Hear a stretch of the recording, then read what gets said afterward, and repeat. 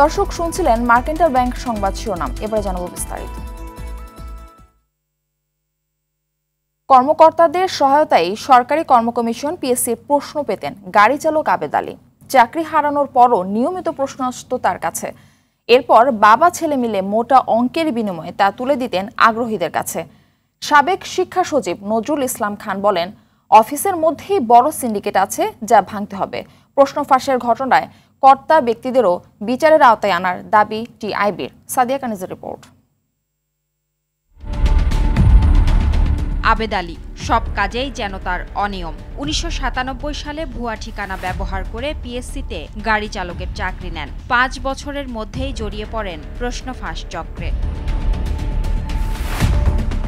প্রশ্ন ফাঁসের প্রমাণ পেয়ে ২০১৪ সালে তাকে চাকরিচ্যুত করা হয়। তারপরও পিএসসির ভেতরে থাকা সিন্ডিকেটের মাধ্যমে প্রশ্ন ফাঁস করে যাচ্ছিলেন তিনি। উপপরিচালক জাহাঙ্গীর আলম ও আবু জাফরের সহায়তায় আরও ২ সহকারী পরিচালকের হাত ঘুরে প্রশ্ন যেত আবেদ আলীর কাছে। এসব তথ্য এখন আইন শৃঙ্খলা বাহিনীর হাতে। এই চক্রে যুক্ত হন আবেদ আলীর পুত্র সৈয়দ সোহানুর রহমান সিয়ামও। ফাঁস হওয়া প্রশ্ন বিক্রির দায়িত্ব ছিল তার। গেল ৫ জুলাই রেলওয়ের উপসহকারী প্রকৌশলী পদের নিয়োগ পরীক্ষার প্রশ্নও এই চক্রটি ফাঁস করে। জড়িত ১৭ জনকে সিআইডি গ্রেপ্তারের পর বেরিয়ে আসে থলের বেড়াল। তারপরও পিএসসির চেয়ারম্যানের দাবি, যে পদ্ধতিতে প্রশ্নপত্র পাঠানো হয় তাতে ফাঁস করার সুযোগ খুব কম। বোর্ডের প্রশ্নের অনুরূপ প্রশ্ন করে একটা চক্র এটাকে বোর্ডের প্রশ্ন বলে বিক্রি করে দিয়ে টাকা কামাচ্ছে। সেটাও বিবেচনা আনতে হবে যে এখানে সেরকম কিছু হয়েছে কিনা। যদি সেটা হয় তাহলে সরকারের এজেন্সি আছে, যদি এখানে কোনো জড়িত থাকে আমরা দেখবো, অন্যরা জড়িত থাকলে সরকার দেখবে, কিন্তু প্রতিষ্ঠান সবার উপরে।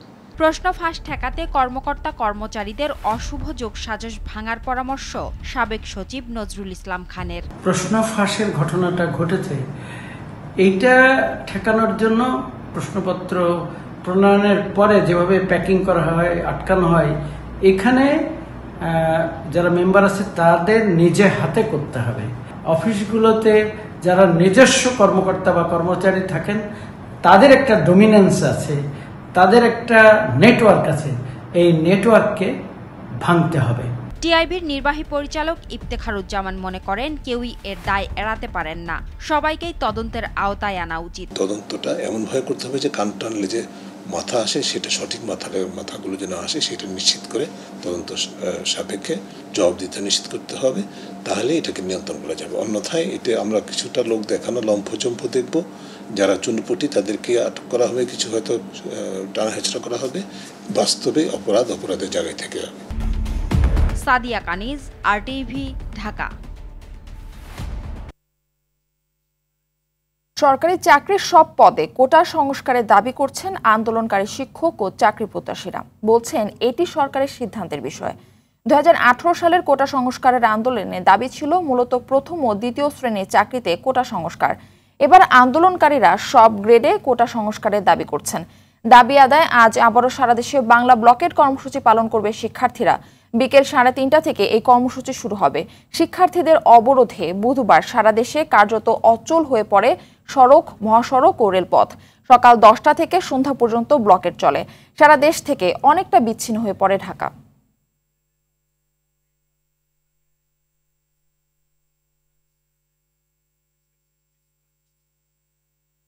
এদিকে প্রত্যয় পেনশন স্কিম বাতিলের দাবিতে সর্বাত্মক কর্মবিরতি পালন করছেন দেশের বিভিন্ন পাবলিক বিশ্ববিদ্যালয়ের শিক্ষক ও কর্মকর্তা কর্মচারীরা। ঢাকা বিশ্ববিদ্যালয়ের কলা ভবনে অবস্থান নিয়ে নিজেদের দাবির কথা তুলে ধরছেন শিক্ষকরা। তাদের আশা, দাবি নিয়ে শিগগিরই সরকারের সঙ্গে আনুষ্ঠানিক আলোচনা হবে। সর্বজনীন পেনশনের প্রত্যয় স্কিম নিয়ে প্রজ্ঞাপন বাতিল সহ ৩ দফা দাবিতে ১ জুলাই থেকে শিক্ষক ও কর্মকর্তা কর্মচারীরা আলাদা ব্যানারে সর্বাত্মক কর্মবিরতি পালন করছেন। কর্মসূচির কারণে তালা ঝুলছে শ্রেণীকক্ষ ও অফিসে। এতে স্থবির হয়ে পড়েছে দেশের উচ্চশিক্ষা কার্যক্রম।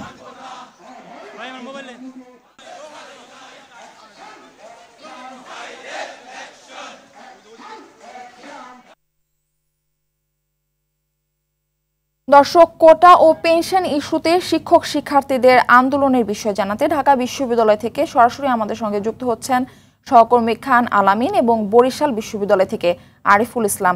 শুরুতেই যাব খান আলামিনের কাছে। আলামিন, দাবি আদায় শিক্ষকরা কি বলছেন, পাশাপাশি কোটা বাতিলের দাবিতে শিক্ষকদের কি কর্মসূচি দেখছেন জানাবেন। একই সাথে শিক্ষক এবং শিক্ষার্থীদের আন্দোলনের কারণে দেশের পাবলিক বিশ্ববিদ্যালয়গুলো তো কার্যত অচল অবস্থা বিরাজ করছে। এমন সময় অর্থাৎ সকাল 10টা যখন বাজে তখন কিন্তু বিশ্ববিদ্যালয়গুলো সরগরম থাকার কথা, কিন্তু আমরা দেখছি যে একেবারেই শুনশান নীরবতা। আমি কেন্দ্রীয় লাইব্রেরি যেটি রয়েছে বিশ্ববিদ্যালয়ের, ঢাকা বিশ্ববিদ্যালয়ের, সেই লাইব্রেরির সামনে আছি। লাইব্রেরির গেটে এখনও তালা ঝুলছে, সারাদিন তালা ঝুলে, তালা খোলা হয় না, কারণ কর্মকর্তা কর্মচারীরাও শিক্ষকদের যে আন্দোলন সেই আন্দোলনের দাবিতে তারাও একাত্মতা পোষণ করেছেন এবং তারাও সেই দাবি আদায়ের জন্য তারা তাদের কর্মবিরতি পালন করছেন, পাশাপাশি নানান ধরনের কর্মসূচি পালন করে যাচ্ছেন। শিক্ষকরা একাধারে একাডেমিক যে কার্যক্রম রয়েছে সেই কার্যক্রম থেকে নিজেদের বিরত রেখেছেন, পাশাপাশি তারা তাদের যে প্রশাসনিক দায়িত্ব সেই প্রশাসনিক দায়িত্ব থেকে নিজেদেরকে বিরত রেখেছেন। তারা প্রতিদিন বেলা 12টা থেকে 1টা পর্যন্ত কর্মসূচি পালন করে থাকেন, আর সারাদিন কর্মবিরতি তো চলতেই থাকে। তো একসাথে চলছে শিক্ষকদের আন্দোলন, আবার পাশাপাশি কোটা সংস্কারের দাবিতে যে আন্দোলন চলছে সেটির কারণে কিন্তু শুধু পাবলিক বিশ্ববিদ্যালয় নয়, পাবলিক বিশ্ববিদ্যালয়ের পাশাপাশি জাতীয় বিশ্ববিদ্যালয় এবং অনেক কলেজে কিন্তু স্থবিরতা বিরাজ করছে, সেখানেও কোনো ধরনের শিক্ষা কার্যক্রম চলছে না। তো কোটা সংস্কার আন্দোলনের সাথে যারা জড়িত তারা যেটি জানিয়েছেন, গতকালকে তারা সংবাদ সম্মেলন করে স্পষ্ট হয়ে তাদের অবস্থান তুলে ধরেছেন যে উচ্চ আদালত যে সিদ্ধান্ত দিয়েছে সেই সিদ্ধান্তকে তারা স্বাগত জানিয়েছেন, কিন্তু তারা নির্বাহী আদেশের অপেক্ষায় রয়েছে। নির্বাহী আদেশ যদি আসে কোটা সংস্কারের বিষয়ে তাহলে তারা তাদের আন্দোলন থেকে সরে দাঁড়াবেন। নির্বাহী আদেশের বিষয়ে তারা যেটি বলছে যে কোটা সংস্কার তারা চান যে সর্বোচ্চ 5% কোটা রেখে প্রথম থেকে চতুর্থ শ্রেণীর যেই সরকারি চাকরি নিয়োগ রয়েছে সেটি যেন সংস্কার করা হয়, এবং যদি সেটি করা হয় এবং নির্বাহী আদেশে প্রজ্ঞাপন জারি করা হয় এবং পরবর্তীতে সেটা আইনি রূপ নেয় তাহলেই তারা তাদের আন্দোলন কর্মসূচি প্রত্যাহার করবেন। এবং শিক্ষকরা একই কথাই বলে যাচ্ছেন যে তারা যেই প্রত্যয় স্কিম বাতিলের দাবিতে আন্দোলন করছেন সরকারের পক্ষ থেকে যদিও এখন পর্যন্ত তেমন কোনো সাড়া তারা পাননি, যতক্ষণ পর্যন্ত তারা সাড়া না পাবেন ততক্ষণ তাদের আন্দোলন চলতে থাকবে। পাশাপাশি তাদের আন্দোলনে হয়তো নতুন কোনো ভেরিয়েশন আসতে পারে, যেটি তারা বলছিলেন যে গতকালকে আলোচনার মাধ্যমে বলছিলেন যে যদি এই কর্মসূচিতে অর্থাৎ কর্মবিরতি এবং 1 ঘন্টার যেই কর্মসূচি এতেও যদি সরকারের মন না গলে তাহলে তারা আরও কঠোর কর্মসূচির দিকে যাবেন, সেই ধরনের একটি হুঁশিয়ারি তারা দিয়েছেন। তো যেহেতু সারা দেশের পাবলিক বিশ্ববিদ্যালয়গুলিতে শিক্ষক এবং শিক্ষার্থীদের আন্দোলন চলছে, আমরা একটু বরিশালের চিত্র জানবো। বরিশাল বিশ্ববিদ্যালয়ের কাছে আমাদের সহকর্মী আরিফ, সেখান থেকে জানবো তার কাছ থেকে।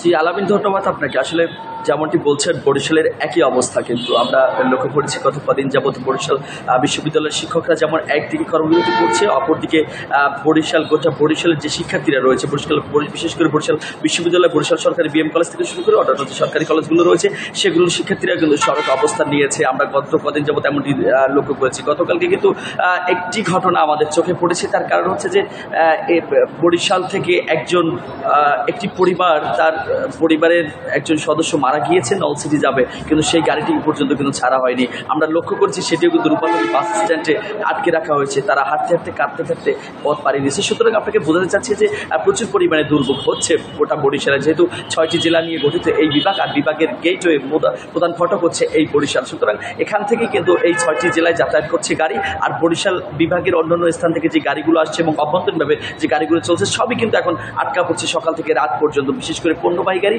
এবং যাত্রীবাহী গাড়ি অনেক বেশি দুর্ভোগ।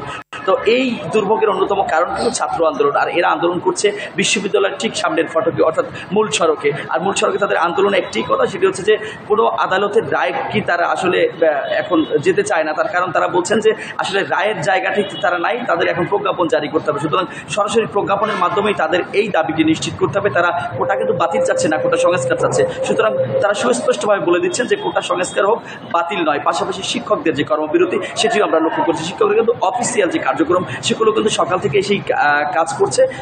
শুধুমাত্র 12টা থেকে 1টা পর্যন্ত তারা এই কর্মবিরতির অংশ নিচ্ছে। তারা বলছেন যে তাদের দাবি দ্রুত সময়ের মধ্যেই হয়তো বা সরকারের সাথে বসা হবে এবং দ্রুত সময় যদি মানা হয় তাহলে তারা পুনরায় ক্লাসরুমে ফিরে যাবে। অপরদিকে শিক্ষার্থীদের কিন্তু একটি কথা যে সরকার খুব দ্রুত সময়ের মধ্যেই এই দাবিটি মানা হোক। তার কারণ তারা বলছেন যে এই দাবিটি শুধুমাত্র শিক্ষার্থীদের নয়, গোটা দেশের সাধারণ নাগরিকদের। তো সুতরাং সামষ্টিকগতভাবে সবার উপকৃত হবার জন্য শিক্ষার্থীদের এই দাবিটি সরকার খুব দ্রুত সময় মেনে নেবে, এমনটি বলছেন আন্দোলনরত শিক্ষার্থীরা। অন্যথায় তারা আন্দোলন চালিয়ে যাবে। এই ছিল বরিশাল থেকে আমার কাছে শিক্ষক এবং কোটা সংস্কার আন্দোলনের সবশেষ তথ্য। আপনাদের দুজনকে ধন্যবাদ আমাদের সঙ্গে যুক্ত হবার জন্য। দর্শক, কোটা বিরোধী আন্দোলনকারীদের রেলপথ অবরোধের ফলে সৃষ্ট রেলের শিডিউল বিপর্যয় এখনো পুরোপুরি কাটেনি। এ বিষয়ে জানাতে রাজধানীর কমলাপুর রেলওয়ে স্টেশন থেকে আমাদের সঙ্গে যুক্ত হচ্ছেন আমাদের আরেক সহকর্মী ইকবাল অনেক। আজ বিকেলেও কোটাধারীদের রেলপথ অবরোধ কর্মসূচি রয়েছে, তো ট্রেন চলাচল স্বাভাবিক রাখতে কর্তৃপক্ষ কি বলছে জানাবেন।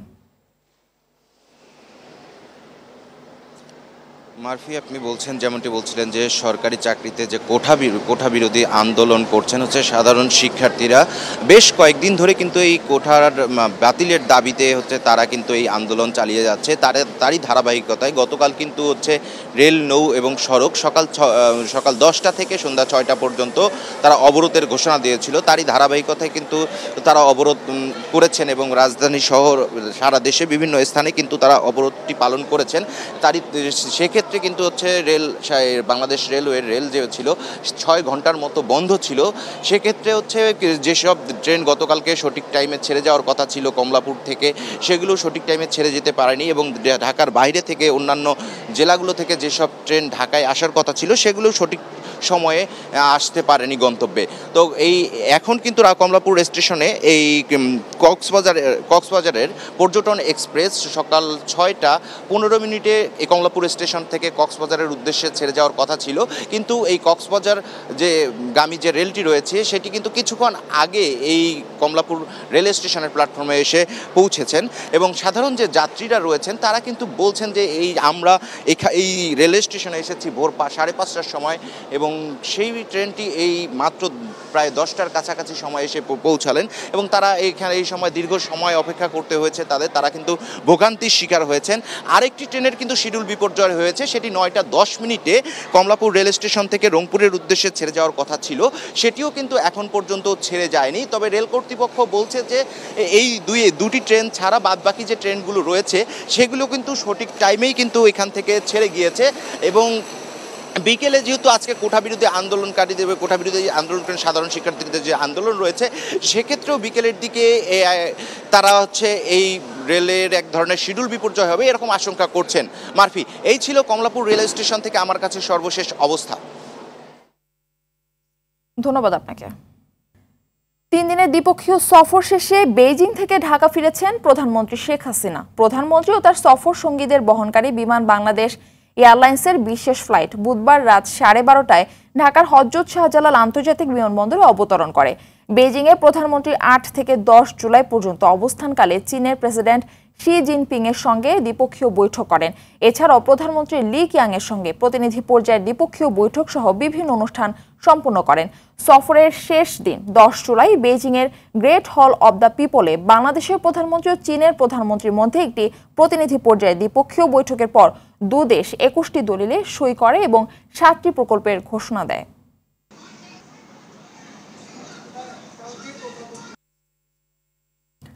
এদিকে চলমান বৈশ্বিক অর্থনৈতিক বাস্তবতার খরা কাটাতে প্রধানমন্ত্রীর এবারের চীন সফর বাংলাদেশের জন্য ইতিবাচক বলছেন কূটনৈতিক বিশ্লেষকরা। বলেন, সরকারের পূর্ব ঘোষিত উন্নয়ন এজেন্ডা নিয়ে চীনা প্রেসিডেন্ট এবং প্রধানমন্ত্রীর সঙ্গে শেখ হাসিনার বৈঠক সফল হয়েছে। অর্থনীতির বাইরে রোহিঙ্গা সহ অন্যান্য ইস্যু খানিকটা চাপা পড়লেও নতুন করে এসব বিষয়ে আলোচনা ভালো বার্তা দিচ্ছে। মারুফ রেজার রিপোর্ট। পদ্মা সেতুর অবকাঠামো কিংবা রেল সংযোগ নির্মাণ, কর্ণফুলী টানেল, র্যাপিড ট্রানজিট প্রকল্প সহ গেল 1.5 দশকে বাংলাদেশের বেশ কিছু মেগা প্রকল্পে ঋণ প্রদানের পাশাপাশি বাস্তবায়নকারীর ভূমিকাতেও দেখা গেছে চীনকে।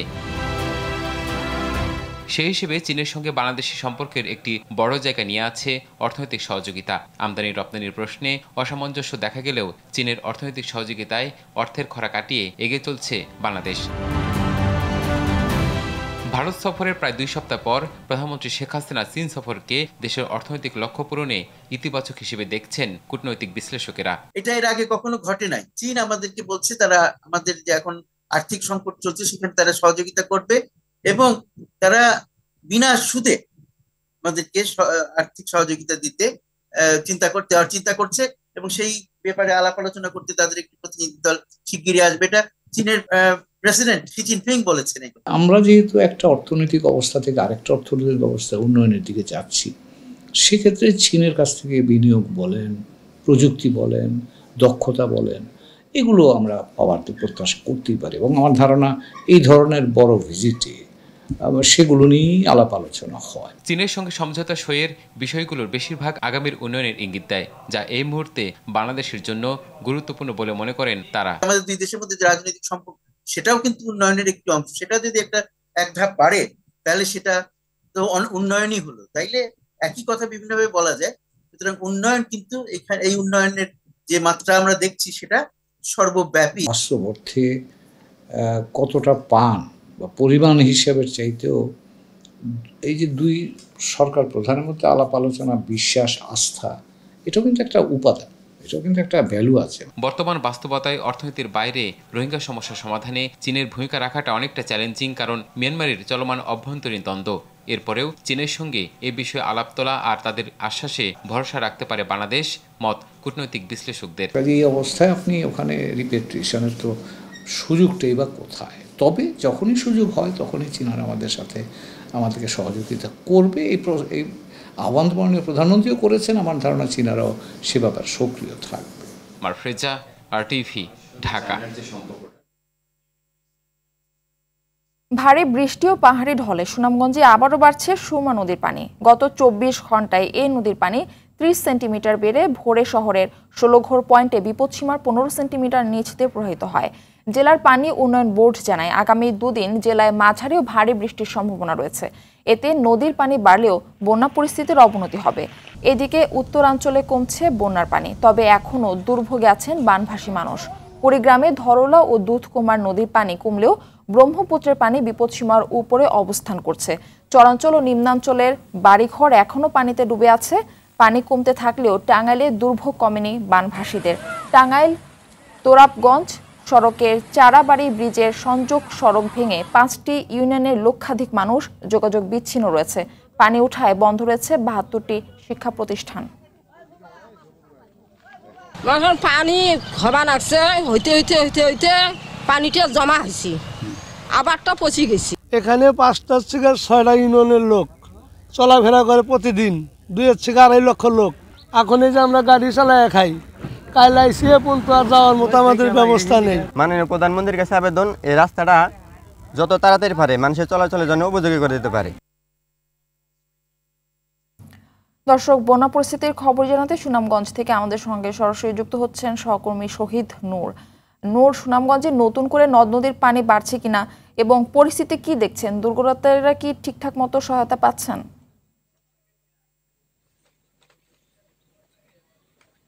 মারফি, দেখুন প্রকৃতির বৈরিতা যেন কোনোভাবেই থামছে না হাওড়ের জেলা সুনামগঞ্জে।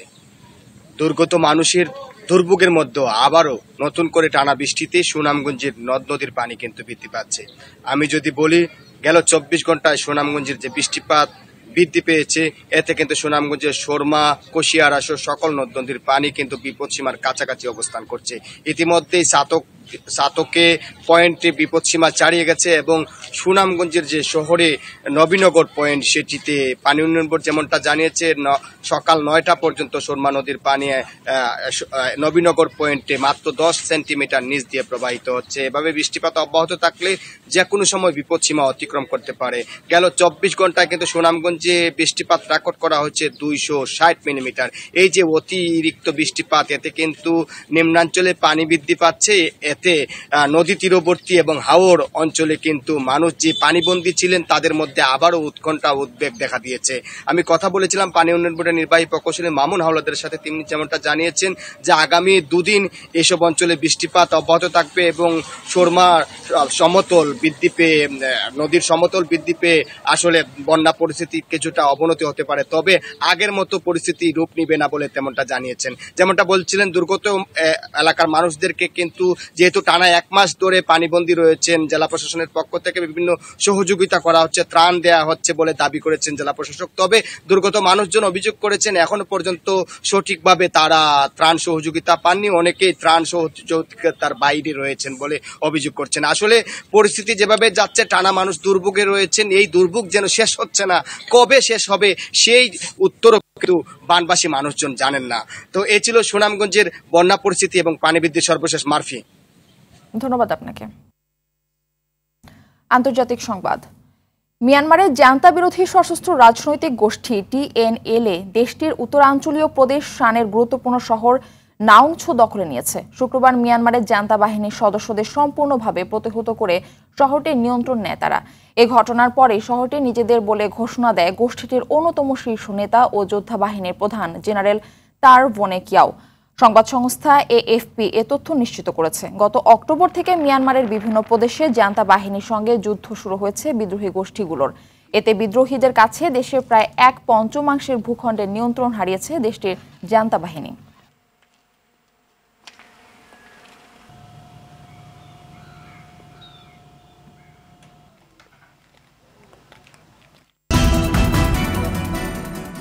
সকালের সংবাদ এ পর্যন্তই। সবশেষ সংবাদ জানতে যে কোনো মোবাইল ফোন থেকে 2414 নম্বরে ডায়াল করুন।